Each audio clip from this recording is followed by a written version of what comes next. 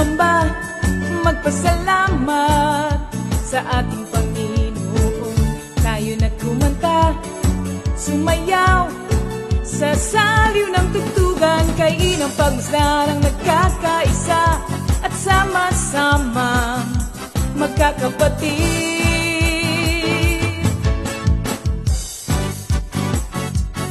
Tayo na sumamba, kumanta. Tayo na sumamba, sumayaw kay Jesus. Tayo na at sumamba, magpasalamat sa ating Panginoon. Tayo na kumanta, sumayaw sa saliw ng tugtugan, kay inang pagmasdarang nagkakaisa at sama-sama magkakapatid. Ibigay kay Jesus ang iyong problema. Magdasal, maghintay, magtiwala. Sa oras ng pangangailangan, si Jesus ang katugunan. Si Jesus ang ating Panginoon, kailanman di Kanya iiwan. Si Jesus ang ating Panginoon, kasama sa lahat ng oras. Papuri at pasasalamat tanging sa'yo, alay. Tanging sa'yo, alay.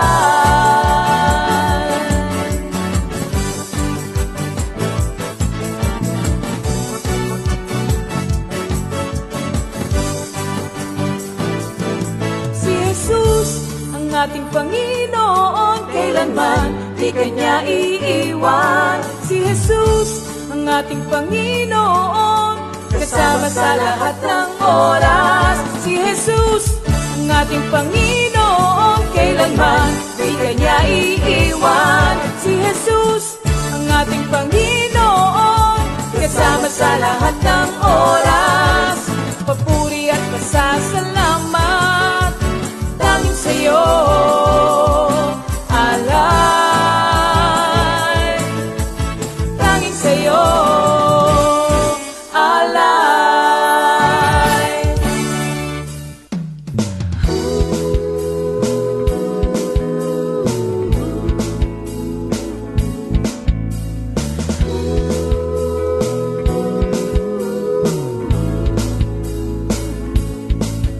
Pinagpalang buhay ang kaloob ng Diyos sa lahat ng tao.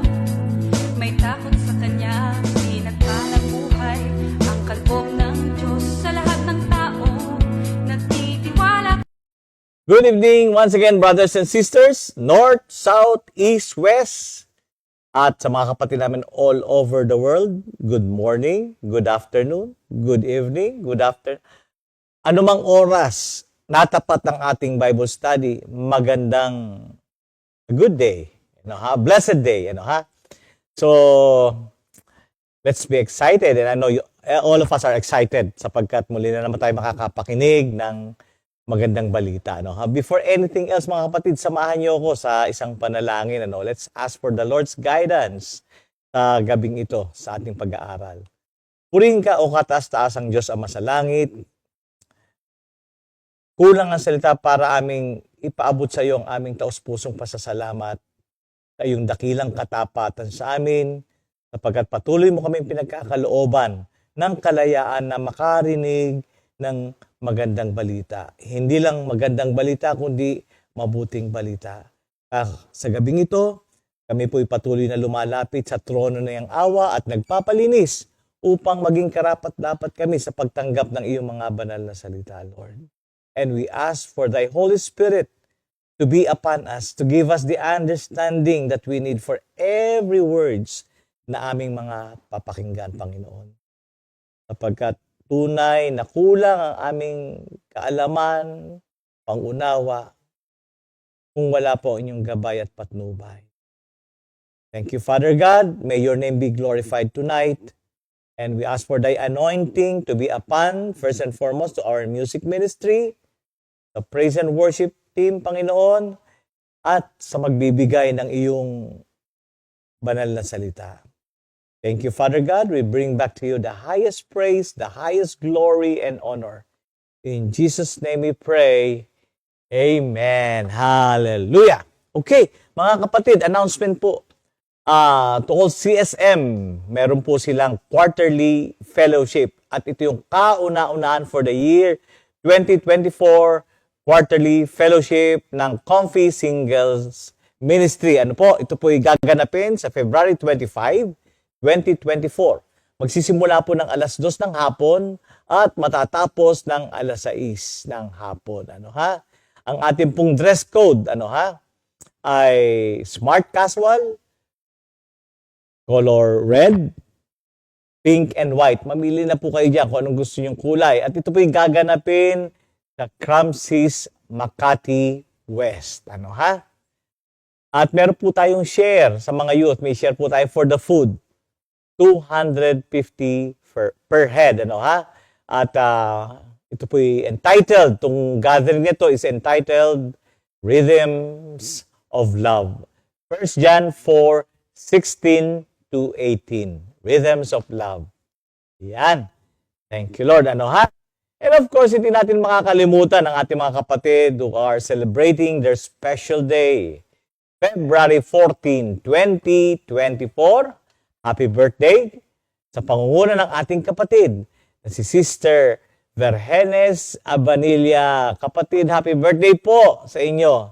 And Sister Marilyn Trinidad. At Brother Joshua Mosquera, happy birthday, brother. And of course, happy anniversary kay Brother Gerald and Sister Jovelyn Nua. Si Gerald ito yung paborito kong magluto ng masarap na pusit. Sweet and chili pusit. Brother Palomo, happy birthday, ano ha? Happy anniversary, sorry po. And belated happy anniversary sa ating kapatid na si Brother Arvin and Sister Mitch Orubia. So enjoy your day, brothers and sisters. God bless.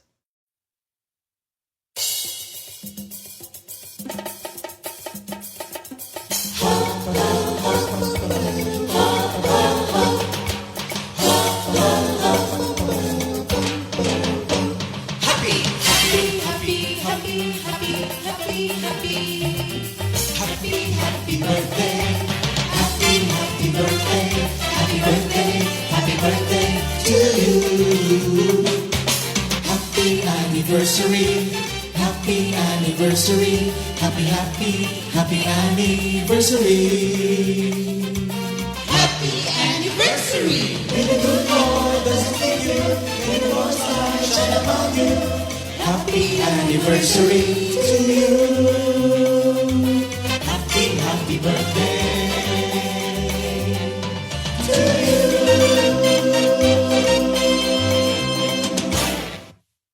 Okay, brothers and sisters, let us prepare ourselves.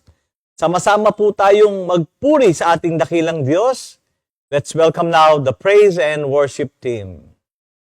Praise God! Thank you, Lord! Salamat sa Panginoon sa araw na ito na pinagkaloob ulit sa atin upang siya ay purihin at pasalamatan. Amen! Kumusta ang buhay? Ganap at kasiyasiya, alive in Christ. Amen! Hello po mga kapatid, ihanda na po natin ang ating sarili upang umawit at magpuri sa Panginoon. The Lord is my strength and my defense. He has become my salvation.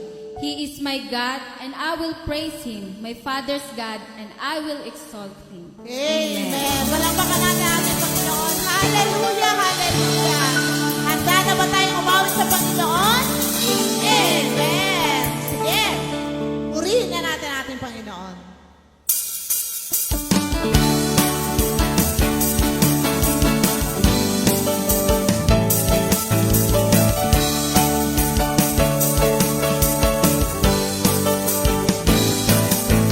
The Lord is the Spirit, and where the Spirit of the Lord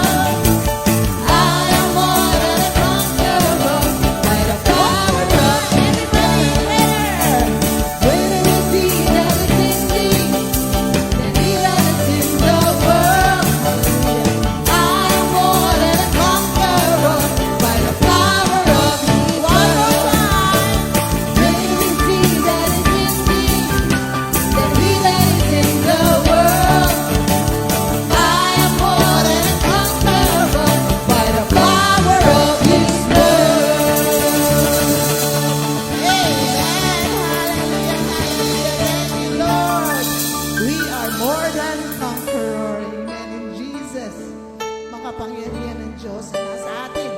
Kaya marami tayong dapat na ipagpasalamat. Nakalaya tayo sa maraming kasalanan. Napakabuti ng Diyos. Kaya wala tayong maibibigay sa Kanya. Kundi ating pasasalamat, ang ating pagpuri, sapagkat siya'y marapat papurihan at pasalamatan. Kaya sabayan niyo po kami sa pagsamba sa ating Diyos na buhay.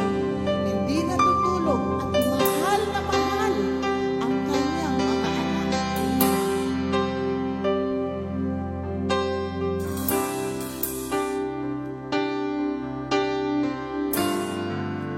Give thanks to the Lord,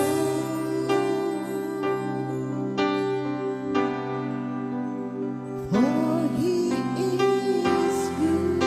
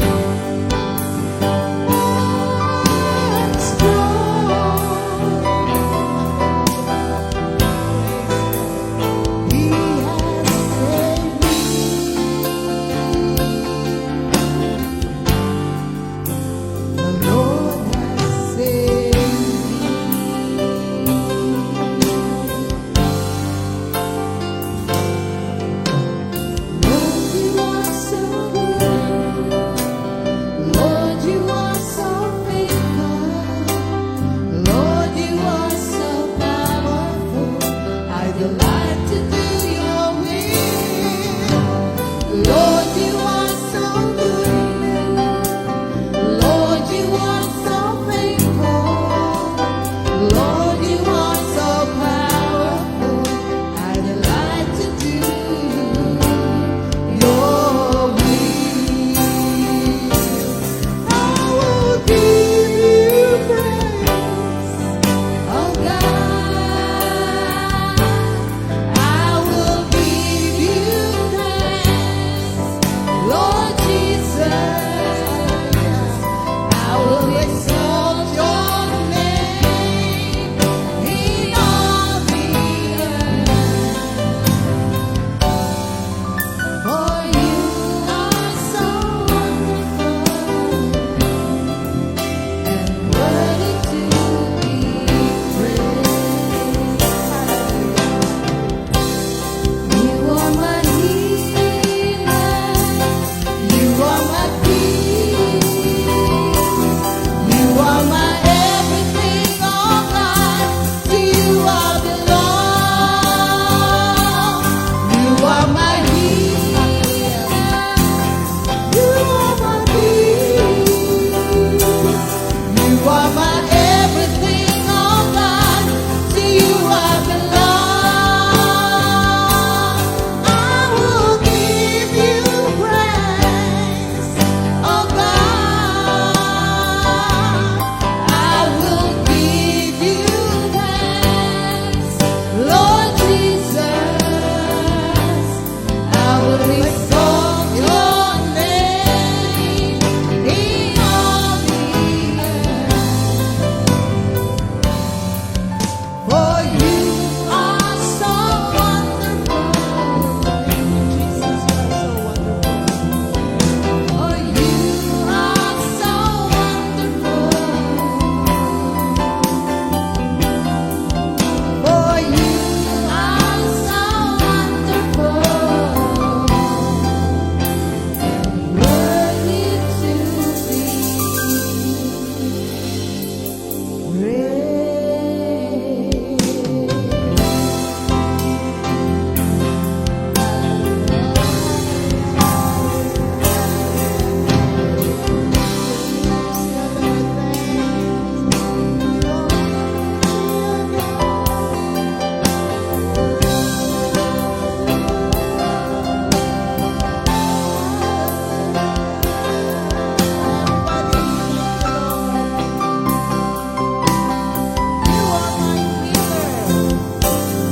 You are my healer.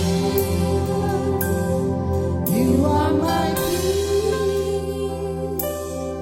You are my everything, oh God. To you I belong. One more time. You are my healer. You are my peace. You are my everything, oh God. To you I belong. I will give you praise, oh God. I will give you praise, Lord Jesus. I will exalt your name in all the earth. For you are so wonderful. Yes, you are so wonderful. Hallelujah. You are so wonderful. For you are so wonderful and worthy to be praised.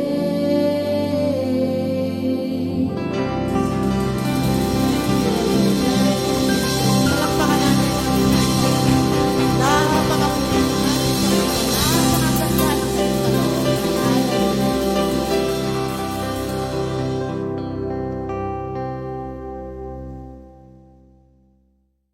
Hallelujah. Glory, hallelujah. Praise the Lord. Ano ha? Napakasarap magpuri sa ating dakilang Diyos. And for tonight, sa pagpapatuloy po ng ating bagong series na Epistle to the Hebrew by Paul, sa gabing ito ay itatakil naman po ng ating kapatid na walang iba kundi si Pastor Rafi. So let's welcome our pastor. Magandang gabi po mga kapatid at welcome muli sa ating weekly Bible study. So ngayong gabi po, pagkapatuloy pa rin ang ating pag-aaral doon sa Book of Hebrews. Andun pa rin po tayo sa Hebrews chapter 2, pero sisimulan ko na po sa verse 5 hanggang verse 9. Kaya niyo pong basahin ko po. So Hebrews chapter 2 verses 5 to 9. Jesus made fully human. It is not to angels that he has subjected the world to come, about which we are speaking. But there is a place where someone has testified. What is mankind that you are mindful of them? A son of man that you care for him. You made them a little lower than the angels. You crowned them with glory and honor and put everything under their feet. In putting everything under them, God left nothing that is not subject to them. Yet at present, we do not see everything subject to them. But we do see Jesus, who was made lower than the angels for a little while, now crowned with glory and honor, because he suffered death, so that by the grace of God, he might taste death for everyone. So bago po tayo magsimula, let's offer a prayer. O Lord, marami po salamat sa gabing ito, Panginoon, sa aming patuloy na pag-aaral sa aklat ng Hebreo. Lord, i-prepare niyo po ang kaisipan at ang puso ng bawat isa upang maunawaan ang kahalaga ng aming pag-aaral. Gamitin niyo po ko sa gabing ito upang maihayag, Panginoon, ang iyong saloobin tungkol sa aming pag-aaral. Marami pong salamat. In Jesus' name we pray. Amen. So purihin ang ating Panginoon, mga kapatid. At alam nyo, napakaganda itong aklat ng Hebreo eh. Dahil nga po ito yung ipinapakita kasi po rito, yung pinaka-superiority ng ating Panginoon. Now, balikan ko muna po na magkaroon tayo ng parang konting review regarding dito sa Book of Hebrews. So ang purpose na bakit po nasulat o isinulat itong aklat ng Hebreo ay para i-present ang sufficiency and superiority of Christ. So to present the sufficiency and superiority of Christ. Pag sinabing sufficiency, sapat-sapat na ang ating Panginoon. At pag sinabi naman superiority, ito'y higit sa lahat.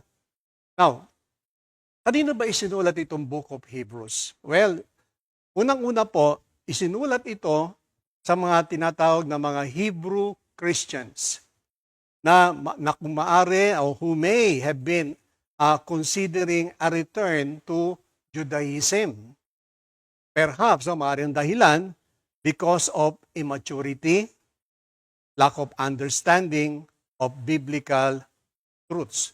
So, ibig sabihin, ito'y nasentro talaga sa mga Hebrew Christians. Kasi noong time na yun po, ay talagang maraming, siguro mga pangyayari na gaganap po doon spiritually, na nagiging cause ito ng, sabihin natin, ng alinlangan sa kanilang puso.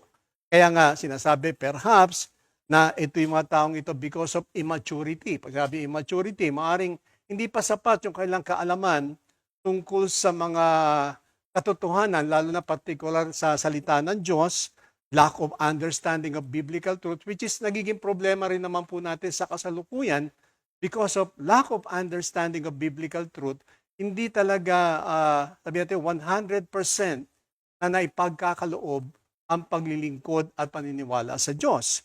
Doon po sa Joshua, no, sa chapter 1 verse 8, merong mahigpit na tagubilin ang Panginoon kay Joshua. Ang sabi po doon, "Do not let this book of the law depart from your mouth. Meditate it day and night so that you may be careful to do everything written in it. Then you will be prosperous and successful." Tingnan niyo po yung tagubilin dito ng Panginoon kay Joshua. Sabi niya, na do not let this book of the law depart from your mouth. Ibig sabihin, huwag nating hahayaan na mawala sa ating kaisipan, sa ating puso, ang salita ng Diyos. Kasi siya ang gagabay sa atin eh. Siya magtuturo sa atin ng katotohanan. So hindi lamang po yun, sabi, meditate it day and night. Meditate, the word meditation, napakalaga niyan.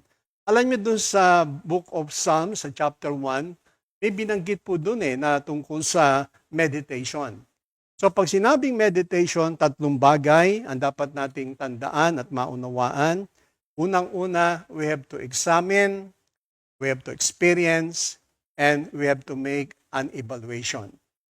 Pag sinabing examine, suriin natin po na meron bang itinurong mali ang salita ng Diyos? Niligaw na ba tayo ng Panginoon sa katotohanan? Wala po di po ba? Pag sinuri natin talaga ang salita ng Diyos, ito'y pawang katotohanan na magdadala sa atin sa katotohanan. At sabi nga yung pangalawa, experience. Kailangan maranasan natin ang salita ng Diyos. Hindi lamang po siya isang salita na nalalaman natin, pero hindi naman natin nararanasan. So kailangan maranasan natin yan. So after sabi natin, examining, after experiencing, then gagawa ka ng evaluation. At ano yung evaluation na yon? Then, dahil nakita natin, wala namang itinurong masama sa atin ang salita ng Diyos. Then, na-experience naman natin ang kahulugan ng salita ng Diyos na ipamuhay natin. Then, doon tayo gagawa ng commitment sa ating Panginoon na mamahalin natin siya ng higit sa lahat. So, hindi lamang po yun, no, na sinasabi na meditate it at be careful to do everything written in it. So, ibig sabihin, kailangan ng careful studies. Maingat sa iyong binabasa, maingat sa iyong inuunawa o sa iyong kaisipan, dahil baka magkamali tayo doon sa sinasabi ng salita ng Diyos. Kagaya nga po sa panahon natin ngayon, maraming tao nagbibigay ng sarili niya definitions when it comes to the Word of God. Kailangan kukunin natin ang salita ng Diyos as defined by God. Hindi defined by man. Kasi pag defined by man, ibig sabihin ito based on our opinions, based on our experiences. Pero kailangan based on how God defined His Word. So hindi lamang po yun, pag hindi nag-depart ang salita ng Diyos sa atin, mineditate natin ito, and carefully na ating sinuring mabuti, then sinasabi niya, you will be prosperous and successful. So ibig sabihin, yan ang susi po ng pagiging matagumpay sa lahat ng bagay, no? Hindi lamang po sa material na bagay, lalo na spiritually. Now, yung setting, ano ba yung panahon na yon? Ano ba yung pinakang klima? Ano ba yung nagaganap nung time na yon nang nasulat itong Book of Hebrew? So, dito, pinapakita sa atin that these Jewish Christians, mga Jewish Christians, were probably undergoing fierce persecution. So, nung nasulat ito, nag-undergo ang mga Christians or Jewish Christians under persecution, hindi lamang po socially and physically, kundi both from Jews and from the Romans. So, imagine natin ito. Of course, sa panahon din natin ngayon, nararanasan natin ito. There's a great persecution socially.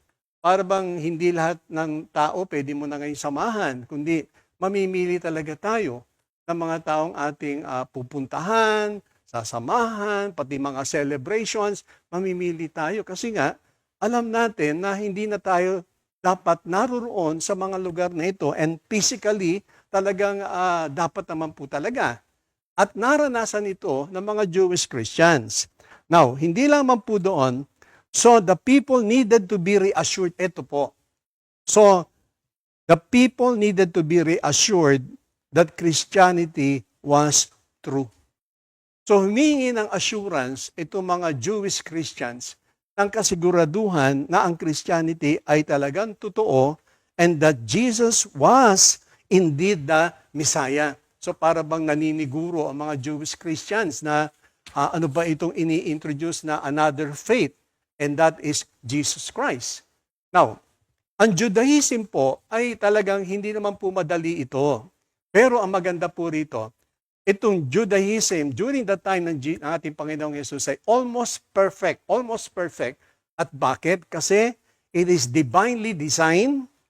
It was the best religion expressing the worship and devotion to God. Yan ang Judaism. Kaya pag tinignan natin siya, kaya almost perfect siya eh. Ulitin ko po, no? Ang Judaism was not easy, hindi ito madali. Kasi, at ito po ay divinely designed. It was the best religion expressing true worship and devotion to God. Now, yung commandments, the rituals, and the people describe God's promises and reveal the way to forgiveness and salvation. And that is Judaism. Kaya pag tinignan mo siya, almost perfect naman to. At tama siya dahil ang tinuturo niya ay based pa rin sa Word of God. But, ang nangyari po, but when Jesus Christ came, fulfilling the law, conquering sins, breaking all barriers to God, and freely providing eternal life. Dito ngayon nagkaroon sila ng problema. Kasi sa Judaism, kailangan may ipapractice ka, may gagawin ka mga ritual before you will be accepted. But here comes Jesus Christ ngayon, nang dumating siya, hindi ganoon. Pinulfill ng ating Panginoon ang law. He conquered sins, freely, sabi nga, providing eternal life. Ngayon, tingnan din natin dito sa Romans chapter 11. Napakaganda po rin kasi ang pagkaka-describe dito. Nang dumating ang ating Panginoon, ito yung naganap sa Romans chapter 11. Ayan, mayan, pumbasahin ko mga kapatid dito sa verse 11 and 12. Although, napakaganda pumbasahin yung buong the whole chapter ng 11 ng Book of Romans. Pero basahin ko lang po itong verse 11 and 12. So sabi rito, engrafted branches. Again, I ask, did they stumble so as to fall beyond recovery? Not at all. Rather, because of their transgression, salvation has come to the Gentiles to make Israel envious. But their transgressions means riches for the world, and their loss means riches for the Gentiles. How much greater riches will their full inclusion bring? So imagine natin ito, no?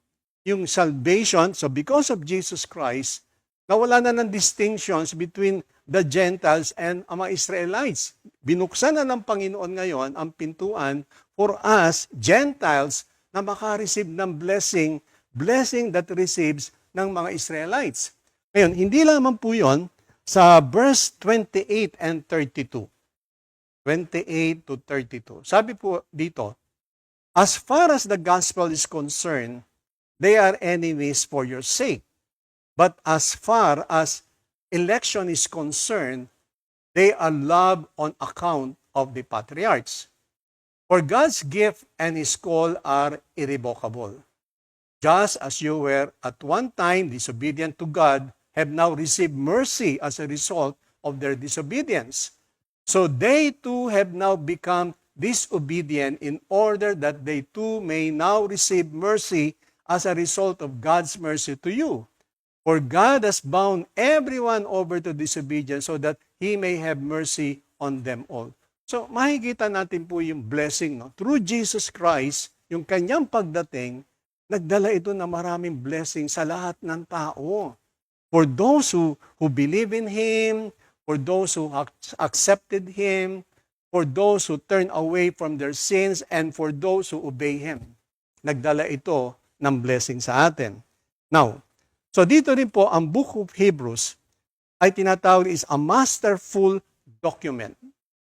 Masterful document written to the Jews who were evaluating Jesus or struggling for their new faith. So ito po yung naging problema ngayon ng mga Jewish Christians sa panahon na yon, na ini-evaluate na ngayon nila si Jesus Christ tungkol sa kanyang mga tinuturo, sa kanyang mga ginagawa, at nag-i-struggle na ngayon sila doon sa kanilang faith, which is happening ngayon sa panahon din natin. Maraming tao nag-i-struggle pa rin to receive Jesus Christ, nag-i-struggle pa rin to be Christians, kasi nga, para bang ini-evaluate nila kung ano ba itong ino-offer sa atin. Ito ba'y a new faith ba ito? A new way? Well, ganun kabuti ang ating Panginoon. Now, the message of Hebrews is that Jesus is better, Christianity is superior. Christ is supreme and completely sufficient for salvation. Yun po yun. Ito ang Book of Hebrews. Amen. Now, tingnan na natin ngayon, balikan na natin yung ating pag-aaral sa Book of Hebrews, sa chapter 2, sa verse 5. Now, ang sabi rito, it is not to angels that He has subjected the world to come about which we are speaking. So, pag sinabing subjecting, ito po yung para bang ipinagkakaloob under the power of another person.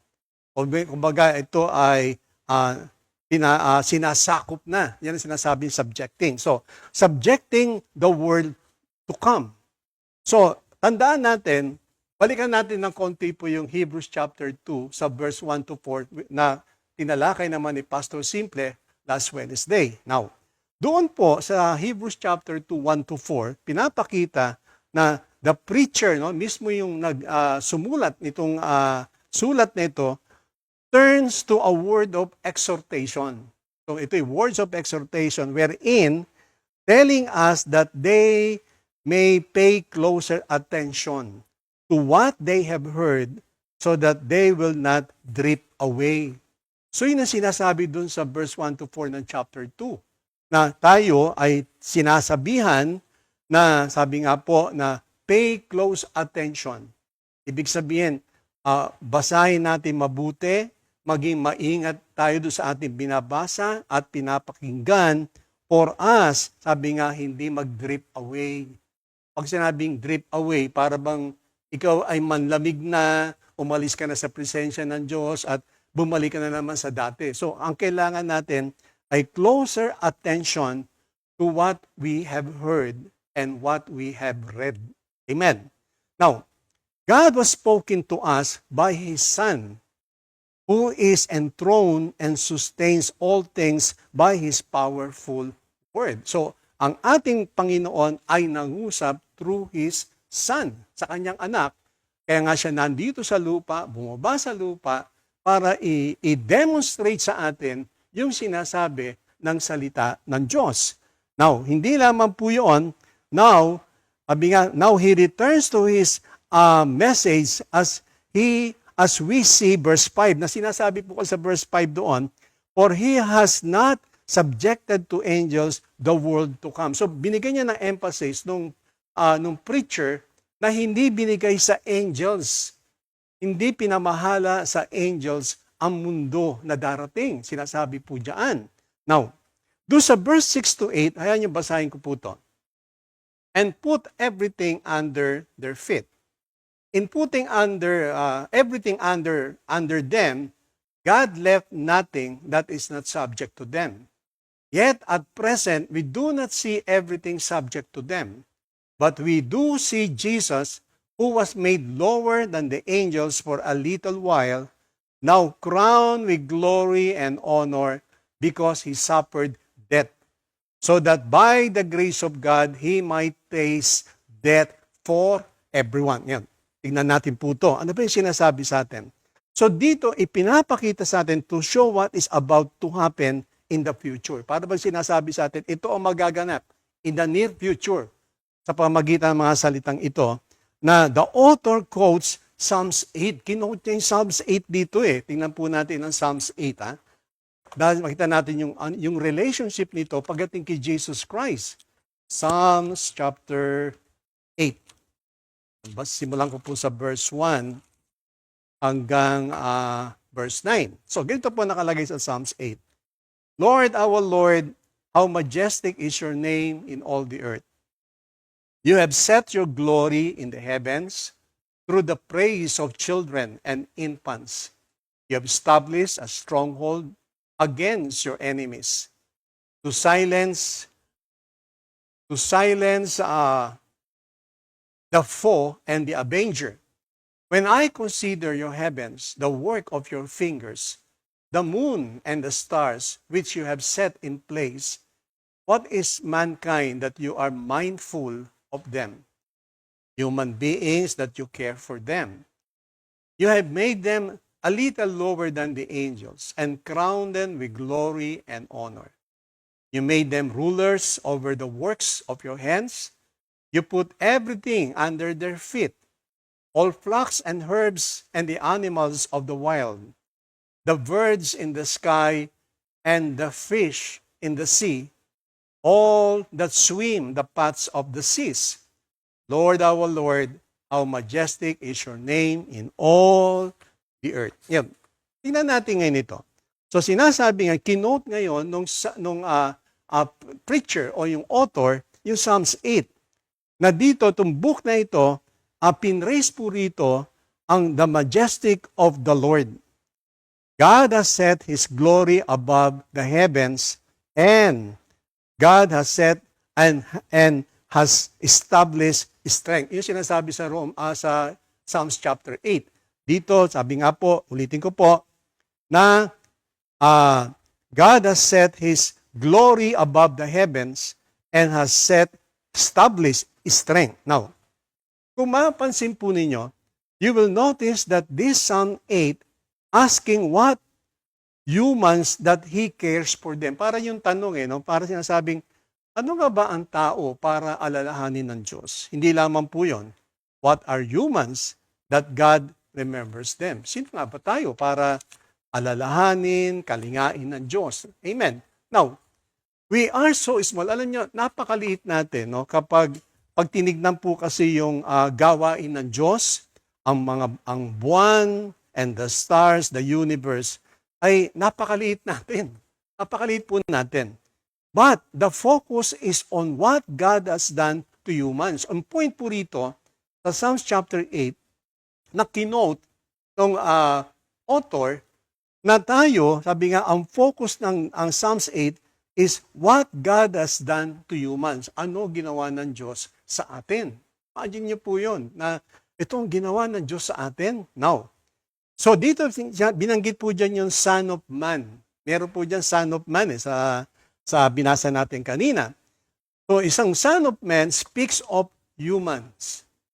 So, ang tinutukoy dyan ay yung tayo, mga tao, na masabi po natin na mortal. Pag sinabing mortal, meron tayong hangganan. Ang Book of Ezekiel ay tinatawag doon tinatawag si Ezekiel na mortal man. Mortal man. Sabi po doon it is a contrast ngayon of the divine immortal God and the mortality of humans. So dito, ipinapakita po ngayon yung contrast, yung pagkakaiba, na itong Son of Man ay ang tinutukoy dito, the humans, the mortal. Pero in contrast nga pagdating sa Panginoon, siya hindi mortal, immortal siya. Immortal siya at kakaiba siya sa tao. Now, but notice, tingnan po ninyo, what the psalmist continue to say, you have made humans a little lower than the angels. Ilang sabi po, di po ba? But you have crowned them with glory and honor. So makikita na kagad natin distinction ng angels at ng human. You have put everything in subjection to them. So sinasabi ngayon, inilagay sa human ang authority sa lahat ng creation. Now, as we read the rest of the Psalms 8, pag binasa natin, kaya binasa po natin kanina, we can see the description given refers to God's intention na-express naman dun sa Book of Genesis. Tingnan natin itong Book of Genesis. Sa chapter 1. So, in relation dun sa binasa natin, mga kapatid, Now, Genesis chapter 1. Dito po sa verse 26 to 28. So, nakalagay po rito sa verse 26, Then God said, Let us make mankind in our image, in our likeness, so that they may rule over the fish in the sea and the birds in the sky, over the livestock and all the wild animals, and over all the creatures that move along the ground. So God created mankind in His own image. In the image of God, He created them, male and female. So dito pinapakita lamang po, yung talagang yung plano ng Panginoon since the beginning, na kinote dun sa Psalms 8 at kinote din po sa Hebrews chapter 2. Ngayon, so dito nga po sa ating pag-aaral, na pinapakita na ng ating Panginoon, na sabi nga, you have put everything in subjection to them. So nilagay sa atin ang authority. Now, as we read the rest of Psalms 8, we can see the description given refers to God's intention expressed sa book of Genesis. Humans were greater in the image of God and were told to subdue the earth. Yun ang sinabi po sa Genesis chapter 1. All things were put under the rule of humans. Nakita niyo po yung kagandahan dito. But, pagdating po doon sa verse 9, balikan po natin, no? Book of Hebrews, sa verse chapter 2, sa verse 9. Chapter 2, verse 9. So makikita na po natin yung the whole picture na sinasabi rito, yung supremacy at sufficiency ng ating Panginoon. Now, sa verse 9 ng chapter 2, so sabi dito, but we do see Jesus, who was made lower than the angels for a little while, now crowned with glory and honor because He suffered death, so that by the grace of God, He might taste death for everyone. Now, tingnan na natin ngayon. Now, take notice po how yung verse 9 describes the parallel between Jesus and humanity. Nakita niyo po ba doon yung parallel? Ibig sabihin yung naiugnay yung humans na binigay sa kanila ang authority sa all creation. Then, makita natin bigla itong nag-shift sa ating Panginoon. Now, we see Jesus who was made lower than the angels for a little while. So, ibig sabihin, sandali lang po yun, for a little while, but then crowned with glory and honor because He tasted death for everyone. Mas iba na ito ngayon. Kaya nga, yung humans, binigyan siya ng authority, pero pagdating ka ating Panginoong Yesus, the same thing din naman, with glory and honor, because He tasted death for everyone. Now, the writer of Hebrews takes Psalm 8 that was originally written about human and angels and applied it to Jesus. So originally, ang Psalm 8 ay para talaga sa angels and humans. Pero nakikita po natin doon na kung papaano ito napunta sa ating Panginoon. Now, patuloy po tayo. So ngayon, Jesus was temporarily covered, lowered and then crowned with glory and honor. So temporary lang po. Na sinasabi doon, He is lower than the angels. But temporary lamang po yun. Pero sabi yun, He was lowered and then crowned with glory and honor. Now we see the rule of Jesus that has been given to Him over all the creation. Sa 1 Corinthians 15, tahan po natin ang Corinthians para makita po natin yung buong istorya ng ating pinag-uusapan. 1 Corinthians chapter 15. Okay. Dito po sa verse 24 to 26. Okay, verse 24 to 26. Then the end will come when He hand over the kingdom to God the Father after He has destroyed all dominion, authority, and power. For He must reign until He has put all His enemies under His feet. The last enemy to be destroyed is death. For He has put everything under His feet. Now, when it says that everything has been put under him, it is clear that this does not include God himself, who put everything under Christ. When he has done this, then the Son himself will be made subject to him who put everything under him, so that God may be all in all. Nakita niyo po ba rito, mga kapatid? Yung how Jesus Christ will reign, kung paano siya maghahari. Now, take notice then that the cross is the grace of God for us. Yung cross. Yung makikita natin, it's all about the grace of God. And hindi lang po yun. What Jesus did in the cross puts back in order the dominion over the world that we are to have. So ang ating Panginoon, ibinalik niya yung dominion. Muli niyang nakontrol ang lahat ng bagay. Hindi lamang po yun, Jesus, ang sabi po natin, that's what the first Adam, Jesus does what the first Adam failed to do. So ibig sabihin, during the time ni Adam, nag-fail dun eh. Nag-fail po doon. Pero ang ginawa ng Panginoon, kung paano nag-fail si Adam, nagkaroon naman ng victory through Jesus Christ. So this is presented to us as one of the reason why our Lord had to become human. So kung bakit kailangan maging human ang ating Panginoon and suffered unto death, para yung dominion muli ay maibalik sa Kanya ang Kanyang pagiging hari. Amen. Now, hindi lang din po yun, He became like us to fulfill what we could not do. So, ibig sabihin, siya, nagkatawan tao para ma-fulfill yung mga bagay na hindi natin kayang gawin, which is totoo naman. Kung hindi dahil sa ating Panginoon, ano kaya tayo? Kaya nga, kung babalikan natin ang Psalms chapter 8, what are humans that you care for them? Sino nga ba tayo para pag-aksaya ng panahon ng Panginoon? Pero ito nga pong Book of Hebrews, pinakita rito kung papaano ang Panginoon ay nag-reign.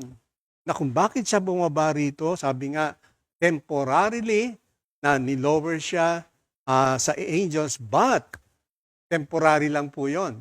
Pero nung time na kailangan na talaga, through the death on the cross, muli ang tinatawag nating glory ay naibalik sa ating Panginoon. Now, para po sa ating conclusion, ang ating pong intention sa pag-aaral nitong Book of Hebrews is to encourage Christians, to encourage everyone to hold fast and not give up. Marami kasi, maring sa ngayon, marami pa rin mga tao na gumi-give up. Para ayaw na nila ipagpatuloy yung kanilang sinimulan bilang isang Kristiyano, maaring because of persecutions, maaring sa maraming problema, niisip nila na pinabayaan na tayo ng Panginoon. Pero actually, hindi po. Ang ating Panginoon, kontrolado niya ang lahat ng sitwasyon. Ang naging problema lang po natin talaga ay sabihin natin maaaring because of immaturity as the book of Hebrews speaks, at maaaring hindi lamang because of immaturity, because of lack of understanding of the biblical truth. Ang kailangan po, unawain natin mabuti yung mga sinasabi ng ating Panginoon at sigurado manunumbalik po yung ating kalakasan, yung ating pag-asa na lahat ng sinabi ng Panginoon ay mapufulfill at tiyak na mapufulfill. So dito po sa Hebrews chapter 2 verse 10 for our closing, sabi po dyan, for it was fitting for him for whom are all things and by whom are all things in bringing many sons to glory, to make the captain of their salvation perfect through suffering. So, ibig sabihin, kailangan talaga mag-undergo ang ating Panginoon sa suffering, na kailangan talaga maranasan niya ang lahat ng ito. At meron po kasing purpose. Ang purpose doon talagang ang tao ay kanyang mailigtas, mailagay sa proper place ng kaharian ng ating Panginoon. Kaya mga kapatid, Naway patuloy po tayong mag-aral, lalo itong Book of Hebrews. Sundan niyo po ito from the beginning hanggang sa mga darating pang araw dahil sa marami pa po mga bagay tayong dapat matutunan tungkol sa ating Panginoon. So tayo po'y manalangin. Panginoon, marami po salamat sa gabing ito. Maraming salamat, Panginoon, na ipinakita mo kung papaano na kinalinga mo ang bawat tao. Bagamat marami ang nagkakaroon ng maling pangunawa tungkol sa iyong pag-ibig. Lord, marami pong salamat na sa pamamagitan po ninyo ay napapagtagumpayan ang lahat ng bagay dahil sa iyong kapangyarihan, dahil sa iyong katalinuhan, at dahil sa iyong pag-ibig. Papuri at pasasalamat ay aming binabalik o aking ibinabalik sa oras na ito. Sa pangalan ni Jesus, Amen. Magandang gabi po mga kapatid at maraming po salamat sa inyo. 2 Timothy 2:2.